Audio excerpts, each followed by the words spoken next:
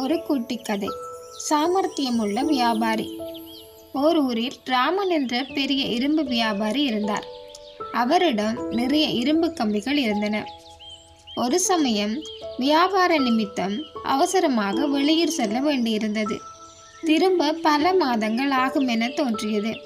அதனால தன்னிடமுள்ள இரும்பு கம்பிகளை தனது நண்பர் கோவிந்தன் என்பவனிடம் ஒப்படைத்து செல்ல எண்ணினான்.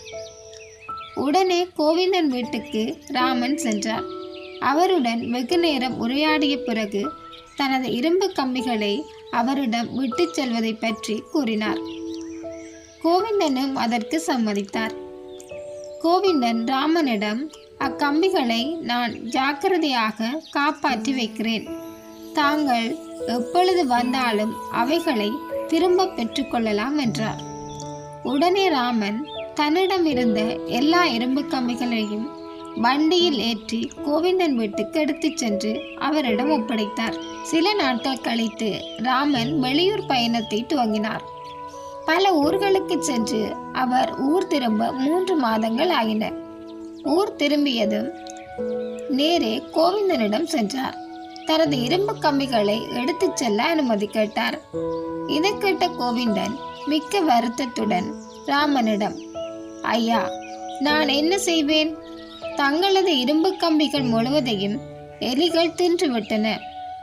தங்களுக்கு நான் எவ்வாறு கம்பிகளை திருப்பிக் கொடுப்பேன் என்று கூறினார். புத்தி கூர்மை உள்ள ராமன் ஒன்றும் பதில் கூறாமல் வருத்தத்துடன் வீடு திரும்பினார். சில நாட்கள் கழித்து ஒரு நாள் மாலையில் கடை வீதியில் கோவிந்தனது 7 வயது மகன் தனியே இருப்பதை ராமன் கண்டார். அவனுக்கு தின்பண்டங்களை வாங்கி கொடுத்து அவனை தன் வீட்டுக்கு அழைத்துச் சென்றார்.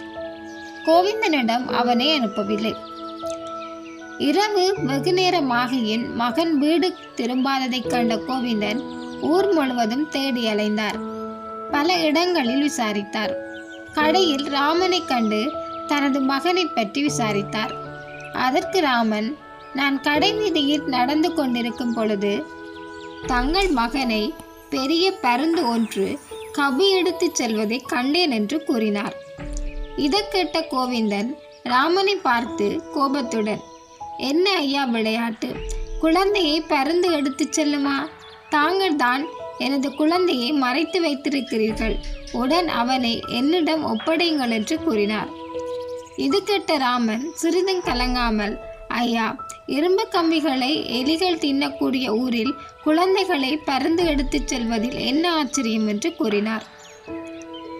உண்மையை உணர்ந்து கொண்ட கோவிந்தன் உடனே தன்னிடமிருந்த இரும்பு கம்பிகளை ராமனிடம் திருப்பிக் கொடுத்தார். ராமனும் குழந்தையை கோவிந்தனிடம் ஒப்படைத்தார். மறுபடியும் இருவரும் முன்னர் போல் நண்பர்களாக வாழ்ந்தனர்.